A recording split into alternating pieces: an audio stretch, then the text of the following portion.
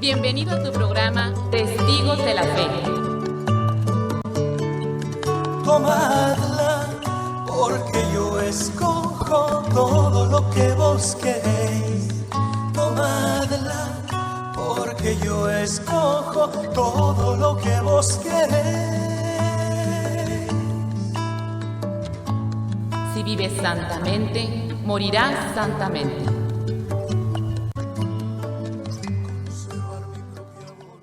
Les saluda a su servidora Madre Gabriela, misionera de Jesús y de María, compartiendo el día de hoy, domingo 14 de este mes de julio, donde invitamos a cada una de las personas que nos va a estar acompañando en este espacio donde hablamos de la vida de los santos que estaremos celebrando en el transcurso de esta semana y que ya es la segunda semana de este séptimo mes, que es el mes de julio. Saludamos a los que a través de nuestra página del internet están al pendiente, www.montemaria.org, también a través del Facebook, y los que nos siguen por la frecuencia 860 de la radio. Pues también más tarde en la repetición, los que van a estar escuchando también este programa. Nos curamos con la sangre de nuestro Señor Jesucristo, en el nombre del Padre, del Hijo, del Espíritu Santo. Amén. Recuerden que en esta semana, el martes, vamos a estar celebrando a Nuestra Señora del Carmen. Entonces, para pues tenerla presente y sobre todo también el poder conseguir nuestro escapulario. Veamos entonces quiénes estamos celebrando en este día. Hoy domingo 14 de julio celebramos a San Camilo de Lelis. El día de mañana, lunes 15, San Buenaventura. Martes 16, la Virgen del Carmen. Miércoles 17, San Alejo. Jueves 18, San Arsenio. Viernes 19, el profeta Elías. Y el sábado 20, devoción al niño Jesús. Repetimos, el día de hoy domingo 14, San Camilo de Lelis. Lunes 15, San Buenaventura. Martes 16, la Virgen del Carmen. Miércoles 17, San Alejo. Jueves 18, San Arsenio. Viernes 19, el profeta Elías. Sábado 20, devoción al niño Jesús. Pues muchas felicidades los que van a estar cumpliendo años o celebrando algo en especial en estos días. Vamos con el día de hoy, domingo 14, San Camilo de Lelis. En el idioma etrusco, que se habla en Italia, hace 20 siglos se le llamaba Camilo al que se dedica a ayudar a los que rendían culto a la divinidad. Y este nombre le quedó muy apropiado a nuestro santo, pues su labor principal fue dedicarse a ayudar a esos grandes servidores de Dios que son los enfermos. El sumo pontífice lo declaró patrono de los enfermeros. Nació San Camilo en los Abruzcos, a Italia, en el año 1550. Su padre era militar y el hijo siguió la misma carrera del papá. Pero le sucedió que le apareció una llaga en el pie, que lo hizo dejar la carrera de las armas e irse al hospital de Santiago en Roma a buscar su curación. Esta llaga misteriosa va a ser lo que le va llevando poco a poco a donde Dios lo ha determinado que trabaje y consiga la santidad. En el hospital de Roma, mientras buscaban su propia curación, se dedicó a ayudar a atender a otros enfermos. Pero en aquel tiempo apareció el terrible vicio que trató de arruinarlo, su pasión por el juego. El que se envicia a los juegos de azar llega a una dependencia espantosa y el juego se vuelve una segunda naturaleza que lo esclaviza. Lo saben hoy por triste experiencia muchos que son pobres esclavos de los juegos electrónicos. Casi siempre este vicio procede de la avaricia, del deseo desordenado de conseguir dinero rápidamente y por medios fáciles. Y lo que se consigue en la mayor parte de los casos es la ruina y la miseria. Fue expulsado del hospital de Roma, también porque, igual que su padre, tenía un genio violento que lo hacía sufrir mucho, pero que será como una fuerza interior que lo llevará después a atreverse a emprender muy arriesgadas empresas espirituales. Y en Nápoles perdió todos los ahorros de su vida en los juegos, y perdió hasta la camisa, quedando en el más completa miseria. Cuando más tarde repita, yo en mi juventud fui un pobre pecador. No estará diciendo sino la verdad, pero Dios tenía para él muy buenos planes de santidad. En un naufragio había hecho a Dios la promesa de hacerse religioso franciscano, pero no le había cumplido. Estando en la más completa pobreza, se ofició de obrero y mensajero en un convento de los padres capuchinos. Allí Antes de que lo enviaran a llevar unos bultos a otra parte, oyó una exhortación o charla espiritual que el Padre Superior le hacía a los obreros. Mientras iba por el camino llevando los bultos, se puso a pensar en lo que acababa de escuchar y allí sintió fuertemente la llamada de Dios a la conversión. Empezó a llorar y pidió perdón de sus pecados, con la firme resolución de cambiar por completo su comportamiento y empezar a ser mejor. Eso sucedió en el año 1575. Tenía 25 años. Pidió ser admitido como franciscano, pero allá en el convento se le abrió nuevamente la llaga en el pie y fue despedido. Se fue al hospital y obtuvo la curación. Y logró que lo admitieran como asistente a capuchino. Pero en el noviciado apareció otra vez la bendita llaga y tuvo que irse también de allí. Vuelto otra vez al hospital de Santiago en Roma en busca de la curación de la llaga de su pie, se dedicó con tal esmero y cariño a atender a los demás enfermos que pronto fue nombrado asistente general del hospital. Allí, en ese hospital, iba a descubrir el oficio que Dios le tenía destinado para santificarse. Dirigió espiritualmente por San Felipe Neri, estudió teología, fue ordenado sacerdote y en el año santo de 1575 se dio cuenta de que ante la inmensa cantidad de peregrinos que llegaban a Roma, los hospitales existentes estaban totalmente inadecuados para poder atender bien a la cantidad tan impresionante que llegaban a pedir auxilio. Y fue entonces cuando se dedicó a fundar una comunidad de religiosos que dedicaran su vida por completo a servir a los hospitales.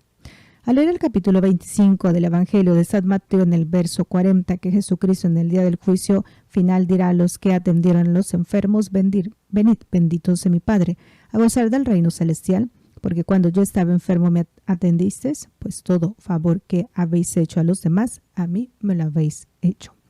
Se emocionó intensamente y se propuso tratar a cada enfermo como trataría a nuestro Señor Jesucristo en persona, y así lo hizo en adelante. A veces, mientras estaba ayudando a algún enfermo, lo llamaban a otra parte y él respondía: que esperen un poco, porque ahora estoy atendiendo a nuestro Señor Jesucristo.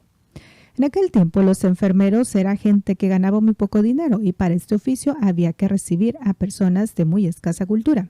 Por eso trataban muy duramente a los enfermos.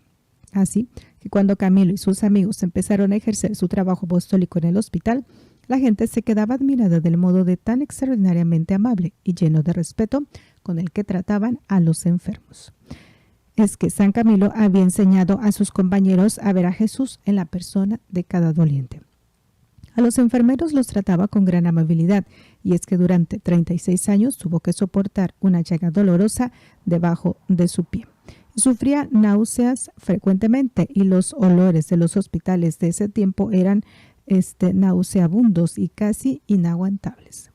Nadie lo veía triste o malhumorado. Sabía que estaba ganando un gran premio para el cielo atendiendo a Cristo, que estaba representado en cada persona que sufría. Con sus mejores colaboradores fundó el 18 de diciembre del año 1591 la comunidad que él llamó Siervos de los Enfermos. Ahora se llaman Padres Camilos. Durante su vida alcanzó a fundar 15 casas de religiosos y 8 hospitales. Ahora sus religiosos son 1050 y tienen 134 casas en el mundo. San Camilo fue el primero en enviar capellanes para atender a los heridos en los combates de guerra. Sus religiosos hacen prodigios de caridad en los hospitales, imitando la caridad del santo fundador y tratando que cada enfermo como si tratasen a Cristo mismo en persona. El 14 de julio del año 1614, a la edad de 64 años, San Camilo voló a la patria amada, como solía llamar al cielo que lo esperaba. Que Dios no deje de enviarnos nunca muchos Camilos y Camilas que dediquen su vida a atender a los enfermos. Amén. Pues hoy estamos celebrando a San Camilo de Lelis.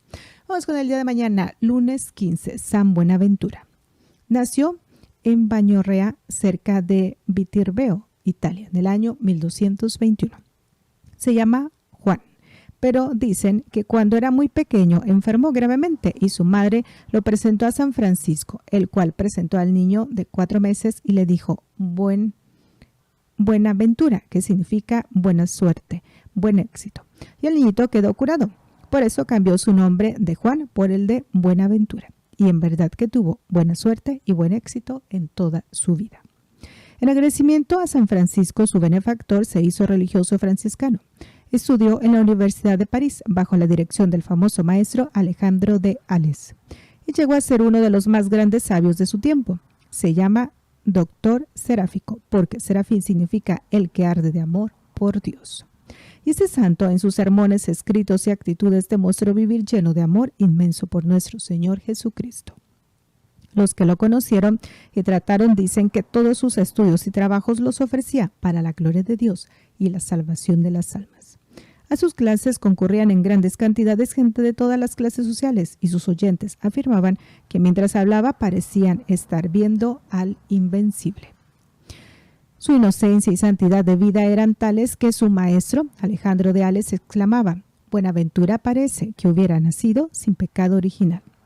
Él no veía en sí mismo sino faltas y miserias y por eso empezó a padecer la enfermedad de los escrúpulos, que consiste en considerar pecado lo que no es pecado, y creyéndose totalmente indigno empezó a dejar de comulgar. Afortunadamente la bondad de Dios le concedió un favor especial y observó en visión que Jesucristo en la Santa Hostia se venía desde el copón en el cual el sacerdote estaba repartiendo la Sagrada Comunión y llegaba hasta sus labios. Con esto comprendió que el dejar de comulgar por escrúpulos era una equivocación. Buenaventura, además de dedicarse muchos años a dar clases en la Universidad de París, donde se formaban estudiantes de filosofía y teología de muchos países, escribió numerosos sermones y varias obras de piedad, que por siglos han hecho inmenso bien a infinidad de lectores. Una de ellas se llama Itinerario del alma hacia Dios.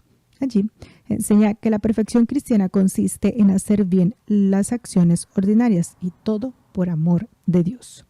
El Papa Sixto IV decía que leer las obras de San Buenaventura se siente uno invadido de un fervor especial, porque fueron escritas por alguien que rezaba mucho y amaba intensamente a Dios. San Buenaventura fue nombrado superior de los padres franciscanos y el Papa le concedió el título de cardenal. Y aunque era famoso mundialmente por su sabiduría, sin embargo seguía siendo muy humilde y se iba a cocinar, a lavar platos con los demás legos. Dicen que la noticia como cardenal le llegó mientras estaba un día lavando platos en la cocina. Y Fray Gil, uno de los hermanos legos más humildes, le preguntó un día: «Padre Buenaventura, un pobre ignorante como yo podrá algún día estar tan cerca de Dios como su reverencia, que es tan inmensamente sabio». El gran sabio le respondió: «Oh, mi querido Fray Gil, si una pobre viejecita ignorante tiene más amor de Dios que Fray Buenaventura, estará más cerca de Dios que Fray Buenaventura». Al oír semejante noticia, el frailecillo empezó a aplaudir y a gritar: «¡Ay, Fray Gil, borriquillo de Dios! Aunque seas más ignorante que la pobre viejecita, si amas a Dios más que Fray Buenaventura, estarás en el cielo más cerca de Dios que Fray Buenaventura». Y de pura emoción se fue elevando por los aires y quedó allí, suspendido entre el cielo y la tierra en éxtasis. Es que había escuchado la más halagadora de las noticias, que el puesto en el cielo dependerá del grado de amor que hayamos tenido hacia el buen Dios. Este gran doctor, que por 17 años fue superior general de los padres franciscanos y recorrió el mundo visitando las casas de su comunidad y animando a todos a dedicarse a la santidad, y que fue el hombre de confianza del sumo pontífice para resolver muchos casos difíciles, y que dirigió en nombre del Papa el Concilio de León y tuvo el gran honor de que la oración fúnebre el día de su entierro la hiciera el mismo sumo pontífice, tenía una cualidad especialísima, una exquisita bondad en su trato, una amabilidad que le ganaba los corazones, un modo conciliador que lo alejaba de los extremos, y la extrema rigidez que amarga la vida de los otros, y la relajación que deja a todos seguir por el camino del mal sin corregirlos. Sus virtudes preferidas eran la humildad, la paciencia y la meditación frecuente en la pasión y muerte de Cristo. Lo llevaba a esforzarse a cumplir el consejo de Jesús: «Aprender de mí, que soy manso y humilde de corazón». Su crucifijo lo tenía totalmente desgastado de tanto besarle las manos, los pies, la cabeza y la herida del costado. Su amor a la Virgen María era intenso y por todas partes recomendaba el rezo del Ángelus o las 3 Aves Marías. A San Buenaventura le encomendaron que escribiera la biografía de su gran protector, San Francisco de Asís, la cual resultó muy buena. Y dicen que cuando estaba redactándola llegó a visitarlo el sabio más famoso de su tiempo, Santo Tomás de Aquino. el cual al asomarse a su celda y verlos sumido en la contemplación y como en éxtasis exclamó: «Dejemos que un santo escriba la vida de otro santo», y se fue. Así que estos dos sabios tan famosos no se trataron en vida, pero se admiraron mutuamente. En el año 1274 se celebró el Concilio de León, o reunión de todos los obispos católicos del mundo. Terminando el concilio con gran éxito, todo dirigido por San Buenaventura, por orden del sumo pontífice, el santo sintió que le faltaba fuerzas y el 15 de julio del año 1274 murió santamente, asistido por el Papa en persona. Todos los obispos del concilio asistieron a sus funerales y, caso único en la historia, el Santo Padre ordenó que todos los sacerdotes del mundo celebraran una misa por el difunto. El Papa Inocencio V predicó la homilía en el entierro de San Buenaventura y dijo de él: «Su amabilidad era tan grande que empezar a tratarlo era quedarse ya amigos de él para siempre. Y su unción al predicar y al escribir era tan admirable que escucharlo o leer sus escritos era ya empezar a sentir deseos de amar a Dios y conseguir la santidad». Bello elogio en verdad. San Buenaventura, pídele a nuestro Señor que nosotros lo amemos como tú lo amaste. Amén. Pues a él lo vamos a estar celebrando el día de mañana. San Buenaventura.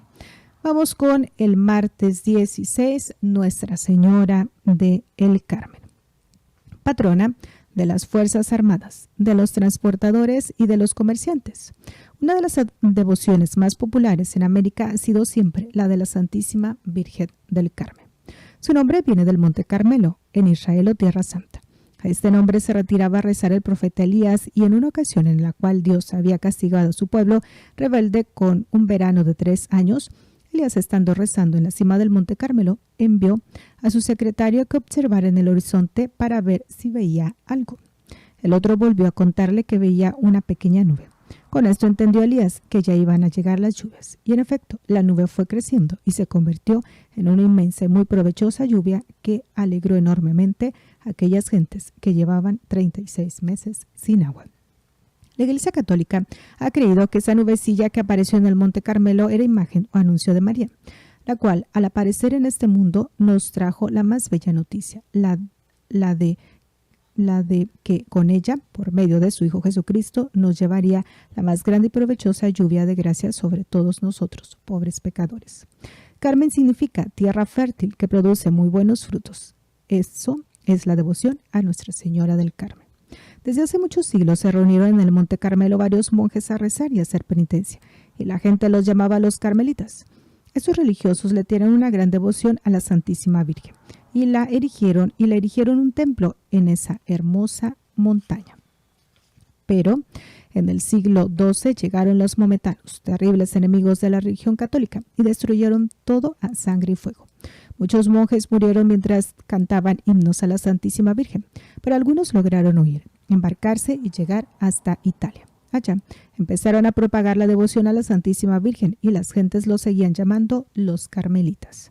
Ahora los padres carmelitas y las hermanas carmelitas siguen propagando en todas partes la devoción a Nuestra Señora. Entre los monjes llegados del Monte Carmelo hubo uno que se hizo célebre por su santidad, por su amor a la Virgen y sobre todo por una aparición que recibió. Fue San Simón Stock. Dice la tradición que un 16 de julio del año 1251, la Santísima Virgen se le apareció y le prometió conceder ayudas muy especiales a quienes lleven el Santo Escapulario como un acto de cariño y devoción, de honor de la Madre de Dios y con deseos de convertirse y llevar una vida más santa. Muy pronto empezaron a notarse en todas partes las bendiciones y ayudas tan especiales que la Madre de Dios conseguía a los que llevaban con fe y devoción el Santo Escapulario. Incendios que se detenían, inundaciones que se calmaban, tentaciones que se alejaban, pecadores que se convertían. En Francia, en plena batalla, el rey Luis XI vio que a un soldado le llevaban una flecha dirigida hacia el corazón y se le clavaba en el escapulario y no le hacía ningún daño. Inmediatamente al rey y todos sus generales pidieron el escapulario y se lo colocaron. Ya sabemos que lo que salva a los enemigos no es el escapulario en sí, sino la Santísima Virgen que protege y defiende a quienes llevan esa insignia, como señal de aprecio y devoción que sienten por ella. Ahora, la Santa Iglesia Católica ha declarado que el escapulario se puede reemplazar por una medalla de la Santísima Virgen, y la Virgen Santísima sigue haciendo prodigios cada día a favor de quienes llevan con devoción el Santo Escapulario. Antiguas tradiciones narran que la Santísima Virgen había prometido visitar en el purgatorio a sus devotos el sábado próximo de la muerte de ellos y concederles descanso. Por eso, la devoción a la Virgen del Carmen está muy ligada a la devoción de las ánimas benditas. Que Nuestra Señora del Carmen siga protegiendo a nuestro pueblo y le consiga la gracia de convertirse y llegar a la santidad. Amén. Continuamos con el día 17, que sería miércoles, y vamos a estar celebrando a San Alejo. Veamos. Dice, era hijo de un rico senador romano. Nació y pasó su juventud en Roma. Sus padres le enseñaron con la palabra y el ejemplo que las ayudas que se reparten a los pobres se convierten en tesoros para el cielo y sirven para borrar pecados. Por eso, Alejo desde muy pequeño repartía entre los necesitados cuanto dinero conseguía y muchas otras clases de ayudas, y esto le traía muchas bendiciones de Dios. Pero, llegado a los 20 años, se dio cuenta de que la vida en una familia muy rica y en una sociedad muy mundana le traía muchos peligros para su alma, y huyó de la casa, vestido como un mendigo, y se fue a Siria. En Siria estuvo durante 17 años dedicado a la oración y a la penitencia, y mendigaba para él y para otros muy necesitados. Era tan santo que la gente lo llamaba el hombre de Dios. Lo que deseaba era practicar la virtud de la pobreza y la virtud de la humildad. Pero de pronto una persona muy espiritual contó a la gente que este mendigo tan pobre era hijo de una familia riquísima, y él, por temor a que le rindieran honores, huyó de Siria y volvió a Roma. Llegó a la casa de sus padres en Roma a pedir algún oficio, y ellos no se dieron cuenta de que este mendigo era su propio hijo. Lo dedicaron a trabajos más humillantes, y así estuvo durante 17 años durmiendo debajo de una escalera y aguantando y trabajando, hacía penitencia y ofrecía sus humillaciones por los pecadores. Y sucedió que al final se enfermó, y ya moribundo mandó llamar a su humilde covacha debajo de la escalera a sus 2 papacitos, y les contó que él era su hijo, que por penitencia había escogido aquel tremendo modo de vivir. Los 2 ancianos lo abrazaron llorando y lo ayudaron a bien morir. Después de muerto, comenzó a conseguir muchos milagros a favor de los que se encomendaban a él. En Roma le edificaron un templo, y en la Iglesia de Oriente, especialmente en Siria, le tuvieron mucha devoción. La enseñanza de la vida de San Alejo es para obtener la humildad. La enseñanza de la vida de San Alejo es que para obtener la humildad se necesitan las humillaciones. El orgullo es un pecado muy propio de las almas espirituales y se aleja aceptando que nos humillen. Aún las gentes que más se dedican a obras buenas tienen que luchar contra el orgullo, porque si lo dejan crecer les arruinará su santidad. El orgullo se esconde aún entre las mejores acciones que hacemos, y si no estamos alerta, esteriliza nuestro apostolado. Un gran santo reprochaba una vez que a un discípulo por ser muy orgulloso, y éste le dijo: Padre, yo no soy orgulloso. El santo le respondió: ese es tu peor peligro, que eres orgulloso y no te das cuenta de que eres orgulloso.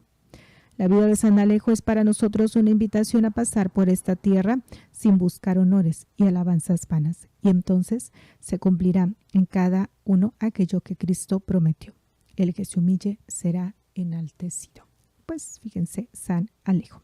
Vamos con el día jueves 18, San Arsenio, monje. Arsenio significa fuerte, valeroso, valiente.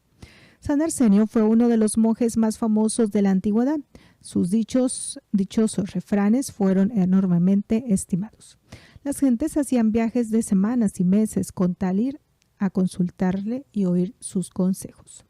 Cuando el emperador Teodosio el Grande buscaba un buen profesor para sus 2 hijos, el Papa San Damaso le recomendó a Arsenio, que era un senador sumamente sabio y muy práctico en los consejos que sabía dar. Y así, durante 10 años tuvo que estarse en el Palacio Imperial tratando de educar a los hijos del emperador, Arcadio y Honorario. pero se dio cuenta de que el uno era demasiado atrevido y el otro demasiado apocado. Y desilusionado de este fracaso como educador de los dos futuros emperadores, dispuso dedicarse a otra labor que le fuera de mayor utilidad para su santificación y salvación. Y estando un día orando en medio de una gran crisis espiritual, mientras le pedía a Dios que le iluminara lo que debía hacer para santificarse, oyó una voz que le decía: «Apártate del trato con la gente y vete a la soledad». Entonces dispuso irse al desierto a orar y hacer penitencia con los demás monjes de esa soledad. Cuando llegó al monasterio del desierto, los monjes, sabiendo que había estado viviendo tanto tiempo como senador y como alto empleado del palacio imperial, dispusieron ponerle algunas pruebas para saber si en verdad era apto para esa vida de humillación y mortificación. El superior lo recibió fríamente y al llegar al comedor no lo hizo sentar a la mesa, sino que lo dejó de pies junto a la mesa.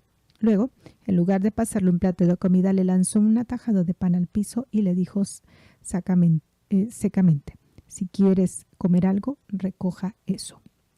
Arsenio se inclinó humildemente, recogió la tajada de pan y se sentó en el suelo a comer. El superior, al observar ese comportamiento admirable, lo consideró lo suficientemente humilde como para ser recibido como monje y lo aceptó en el monasterio, diciendo a los demás religiosos: «Este será un buen hermano». Arsenio había pasado toda su vida en el alto gobierno y en lujosos palacios, tratando con gente de mundo, y conservaba algunas costumbres mundanas que los otros monjes no hallaban cómo corregírselas, porque le tenían mucho respeto. Entonces dispusieron irlo corrigiendo indirectamente y poco a poco. Así, por ejemplo, él acostumbraba a montar la pierna mientras estaba rezando en la capilla, y los demás, para quitarle tal costumbre, le dijeron a un monje joven que mientras rezaba tuviera la pierna montada y que ellos le llamarían la atención por eso. Y así lo hicieron, regañando fuertemente al joven por esa actitud. Arsenio entendió muy bien la lección y se corrigió. San Arsenio se hizo famoso por sus penitencias extraordinarias. Un día llegó un alto empleado del imperio a llevarle un documento en el cual se le comunicaba que un senador riquísimo le dejaba en herencia todas sus grandes riquezas y que él se fuera a reclamarla. El santo exclamó: «Antes de que él muriera en su cuerpo, yo morí en mis ambiciones y avaricias. No quiero riquezas mundanas que me impidan conseguir las riquezas del cielo». Y renunció a todo esto a favor de los pobres. Con frecuencia pasaba toda la noche en oración. Los sábados al anochecer empezaba a hacer de rodillas con los brazos en cruz y permanecía así hasta que caía al suelo desmayado. Tenía 40 años cuando abandonó el palacio imperial, donde tenía todas las comodidades, para irse a un tremendo desierto donde todo faltaba. Después de los 40 años, a los 95 años estuvo orando, ayunando y haciendo penitencias en el desierto, por la conversión de los pecadores, la extensión de la religión y el perdón de sus propios pecados. Como hombre de mundo y de política que había sido, sentía una gran inclinación a tratar con la gente y a charlar con los demás, y en cambio hacía todo lo posible por retirarse del trato con todos y a vivir en la más completa soledad. Cuando un día el superior le llamó la atención porque no se prestaba a quedarse en charla con numerosísimas personas que iban a consultarle, le respondió: «Dios sabe que los quiero con toda mi alma y que gozo inmensamente charlar con ellos, pero como penitencia tengo que abstenerme lo más posible de las charlatanerías. El Señor me ha dicho que si quiero santificarme tengo que aceptar la mortificación de apartarme del trato con las gentes. En verdad que a cada persona le lleva a Dios a la santidad por caminos diversos. A unos les hace santos haciendo que se dediquen totalmente a tratar con los demás para salvarlos, y a otros les ha pedido que con el sacrificio de no tratar tanto con la gente le ganen también almas para el cielo». Seguimos compartiendo de San Arsenio, que lo vamos a estar celebrando el jueves 18 de este mes de julio. Dice así: «Por muchos siglos ha sido estimado enormemente los dichos o frases breves que San Arsenio acostumbraba decir a las gentes. Desde remotas tierras iban viajeros, ansiosos a escuchar sus enseñanzas, que eran cortas, pero sumamente provechosas. Recordemos algunos de sus dichos. Muchas veces he tenido que arrepentirme de haber hablado, pero nunca me he arrepentido de haber guardado silencio. Siempre he sentido temor a presentarme al juicio de Dios, porque soy un pecador. El religioso debe preguntarse frecuentemente: ¿para qué abandoné el mundo y me hice religioso?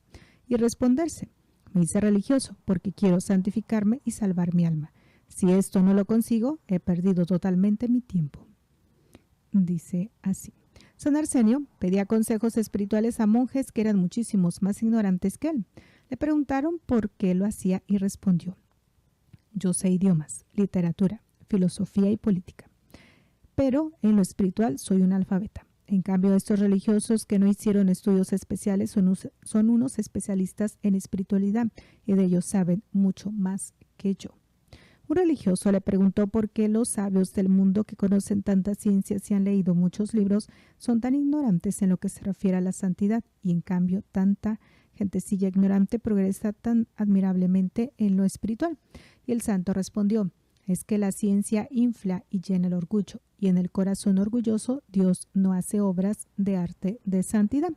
En cambio, los humildes conocen su debilidad, su ignorancia y su insuficiencia, y ponen toda su confianza en Dios. Y en ellos, sí, hace prodigios de santificación nuestro Señor. Era muy conocido por su presencia venerable, alto, flaco, bien parecido, con una barba larguísima y muy blanca, su hermosa figura descollada entre los demás monjes. Su santidad superaba a la de los demás compañeros.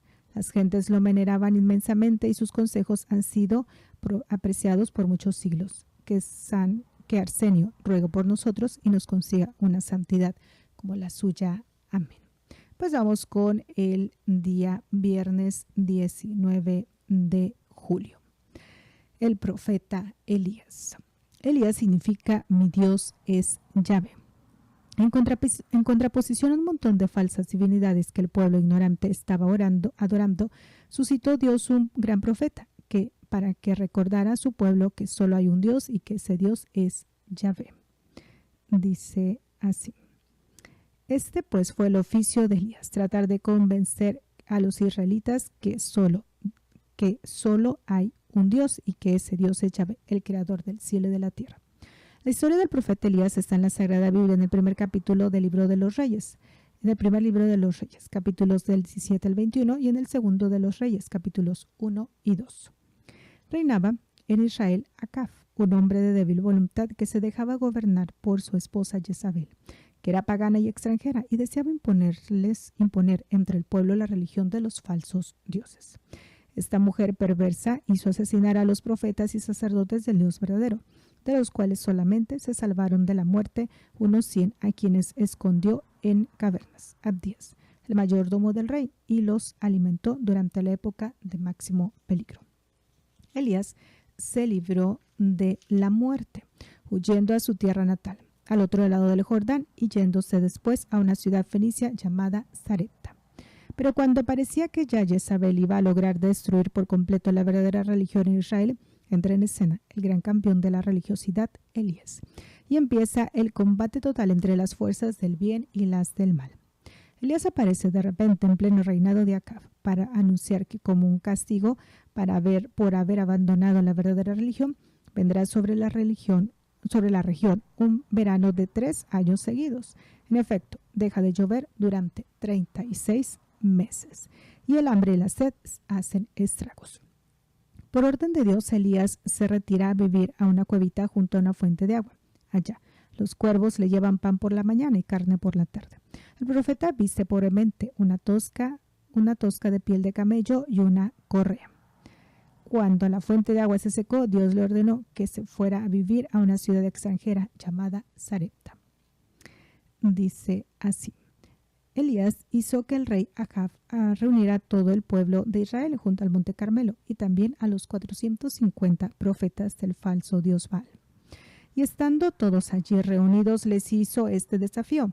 Vamos a poner 2 altares. En el uno estarán los sacerdotes de Baal y en el otro estará hecho en el nombre de Yahvé. Y ellos invocarán a Baal para que envíe fuego del cielo y quemase sus ofrendas. Y yo invocaré a Yahvé. El que responda a ese es el verdadero Dios. Y descendió fuego del cielo y consumió todo el sacrificio que él había colocado en el altar. Y eso que el profeta había echado a inundar con mucha agua todos los alrededores de su altar para que no fuera fácil allí quemar nada. El pueblo, emocionado ante este milagro, acabó con todos los sacerdotes del falso dios Baal. Cuando la malvada reina Jezabel supo que habían acabado con los sacerdotes de su falso dios Baal, dio orden a la policía que asesinasen a Elías, y este tuvo que salir huyendo por el desierto para salvar la vida. Y le sucedió que entonces tuvo una gran depresión de ánimo y deseó morir, pero Dios le envió un ángel que le trajo un pan y una jarra de agua, y con ese alimento tuvo fuerzas para andar 40 días en el desierto hasta llegar al monte Horeb o Sinaí y esconderse allí. Y estando allí, en el monte santo, sintió que Dios se le iba a aparecer. Llegó un viento huracanado, pero allí no iba Dios. Y sucedió un espantoso terremoto, pero ahí no estaba Dios.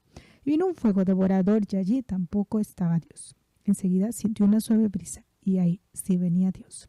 Y el Señor mandó a Elías que volviese otra vez a Israel y que consagrara a Eliseo como su sucesor y a Jehú como nuevo rey. Y desde aquella aparición aprendió el profeta a no ser violento como el huracán, ni duro como el terremoto, ni asustador como el fuego, sino suave y amable como la brisa. El rey Ahab deseaba conseguir una finca que le agradaba, pero Nabot, su dueño, no le quería vender porque era de la herencia muy amada de sus padres. Entonces la reina Jezabel hizo asesinar a Nabot y el rey se apoderó de la finca. Elías se presentó y les anunció que por haber cometido semejante crimen, todos los hijos varones del rey Ahab serían asesinados y que a Jezabel se la comerían los perros. Ahab se asustó mucho y empezó a hacer penitencia. Entonces Dios le avisó a Elías que por esas demostraciones de arrepentimiento los castigos no llegarían, sino cuando el rey ya se hubiera muerto. Y así sucedió. Muerto Ahab, fue nombrado rey un general llamado Jehú, el cual hizo asesinar a todos los hijos del difunto rey y mandó echar desde un balcón hasta el piso de la calle Jezabel, y ahí la devoraron los perros. El profeta nombró como sucesor a Eliseo y fue avisado por Dios que iba a ser llevado al cielo en compañía de Eliseo. Llegó al río Jordán, le tocó con su manto y el río se abrió en dos partes y pasaron el uno al otro sin mojarse los pies. Eliseo le pidió como último favor que me pase a mí lo que más importante de tu espíritu. Elías dijo, si me ves cuando suba al cielo, se te concederá lo que has pedido. Y llegó un carro de fuego y se llevó a Elías al cielo. Eliseo lo vio mientras subía por las nubes y se le transmitieron a él las cualidades y poderes de Elías y empezó a hacer milagros. Señor Dios, síguenos enviando muchos profetas que como Elías anuncien tu mensaje y luchen valientemente contra el pecado y las falsas enseñanzas de los enemigos de la santa religión. Y hasta aquí vamos a dejarle. Nos faltaba nada más la devoción al niño Jesús, que va a ser el sábado 20 de julio y que nos habla de la historia de cómo se apareció allá en Colombia, y esta devoción también que ha sido muy grande, así como los gozos y todo lo que nos lleva a esta devoción al Divino Niño Jesús. Entonces no se les olviden, este martes, primero Dios, vamos a estar celebrando Nuestra Señora de la Virgen del Carmen, para que podamos conseguir un escapulario en este día tan importante, donde ella promete la protección al utilizar nosotros devotamente este santo escapulario. Pues vamos a continuar con la programación de Monte María Radio y Televisión, recordándoles este mensaje: Dios es amor y te ama. Solo me asusta una cosa, conservar mi propia voluntad. Ellos ya están con Dios. Luchemos como verdaderos testigos de la fe para alcanzar nuestra meta. Gracias por dar tu vida a Cristo. Dios es amor y te ama.